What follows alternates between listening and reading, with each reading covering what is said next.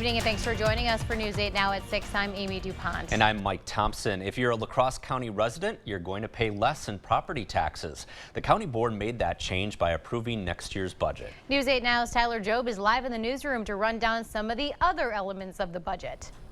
Nearly $171 million is set aside for next year's budget. It's a slight increase from last year's budget of less than $200,000.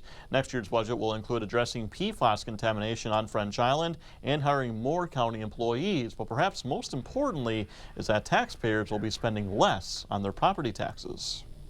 It's a budget La Crosse County officials are saying is one of the best budgets they've ever put together. We addressed a lot of unmet needs and still did it within a very small impact on the taxpayer. County Administrator Steve O'Malley says taxpayers are saving 27 cents per $1,000 of property value.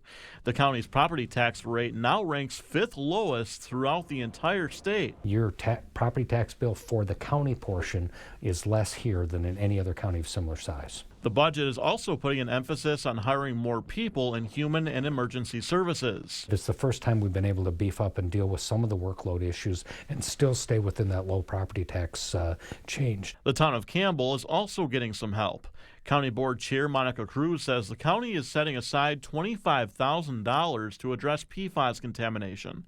It helps give the town some options on how to supply safe drinking water to residents. In the greater scheme of things, it's a drop in the bucket. Down the line, there's going to be a huge, need for money for the town of Campbell to deal with this problem. What's not included in the budget? The nearly $23 million in American Rescue Plan Act funds. Cruz says the money will be used separately to address issues like homelessness and infrastructure. I think it'll start happening like in probably late winter, early spring, that we're actually going to start, getting some money out. While the county will be spending slightly more out of its budget, leaders say the taxpayers are getting fair treatment.